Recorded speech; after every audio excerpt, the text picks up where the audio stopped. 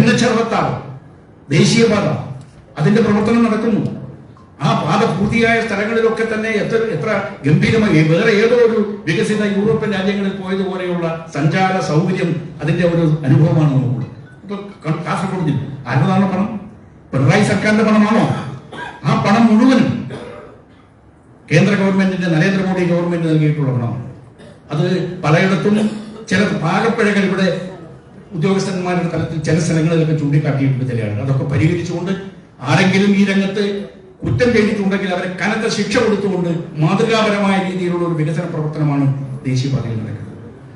നമ്മുടെ നഗരങ്ങൾക്ക് വേണ്ടി അമൃതഭാരതം പദ്ധതി, ഈ അമൃതഭാരതം പദ്ധതിക്കൊക്കെ വേണ്ടി കോടിക്കണക്കിന്, ഇപ്പൊ കണ്ണൂരിലൊക്കെ കോടിക്കണക്കിന് കിട്ടിയിട്ടുണ്ട്. കാസർഗോഡ് നമുക്കിതെല്ലാം കൊണ്ടുവരണം.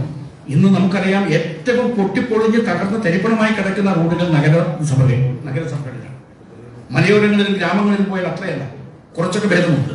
പക്ഷേ നഗരപ്രദേശങ്ങളിൽ ഏറ്റവും വൃത്തികെട്ട രീതിയിലാണ് നടക്കുന്നത്. മാലിന്യ ശുദ്ധീകരണം നടക്കുന്നില്ല, കൃത്യമായിട്ടുള്ള ഡ്രെയിനേജ് സമ്പ്രദായങ്ങളില്ല, നല്ല സഞ്ചാരയോഗ്യമായ റോഡുകളില്ല, ജനങ്ങൾക്ക് സൗകര്യപ്രദമായിട്ടുള്ള മറ്റ് ശൗചാലയങ്ങൾ, ഇങ്ങനെ ഒരുപാട് പ്രശ്നങ്ങൾ ഈ നഗരപ്രദേശങ്ങളിൽ പ്രത്യേകിച്ച് കാസർഗോഡ് മുനിസിപ്പാലിറ്റിയിലൊക്കെ നടക്കുകയാണ്. ഇതിനൊക്കെയുള്ള ഒരു പരിഹാരം ഉണ്ടാകണം. ഗ്രാമപ്രദേശങ്ങളിൽ നമുക്കറിയാം, ഗ്രാമീണ റോഡുകളുടെ വികസനത്തിന് വേണ്ടി ആദ്യം നമ്മുടെ രാജ്യത്ത് പദ്ധതി കൊണ്ടുവന്നത് 99 അധികാരത്തിൽ വന്ന വാജ്പേയി ഗവൺമെന്റാണ്. ആ പദ്ധതിയുടെ പേരാണ് പ്രധാനമന്ത്രി ഗ്രാമീൺ സഡക് യോജന.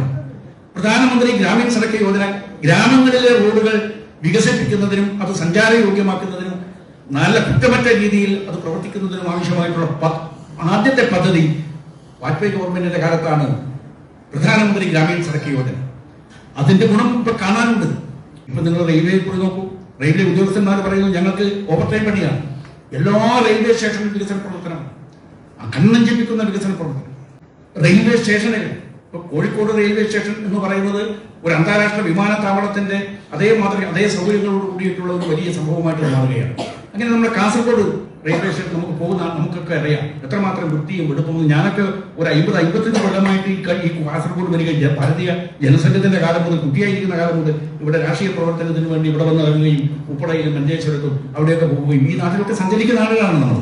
നമുക്കറിയാം ഇവിടെ ഇപ്പം ഈ 10 വർഷം കൊണ്ട് ഇവിടെ ഉണ്ടായിട്ടുള്ള റെയിൽവേ ഉദ്യോഗസ്ഥന്മാർ പറയുന്നു പണത്തിന് ഒരു ദാരിദ്ര്യവുമില്ല. കേരളത്തിന്റെ റെയിൽവേ വികസനത്തിന് ആവശ്യമായ പണത്തിന് ഒരു തടസ്സവുമില്ല. ഇഷ്ടംപോലെ പണം മോദി ഗവൺമെന്റ് കൊടുക്കുകയാണ്.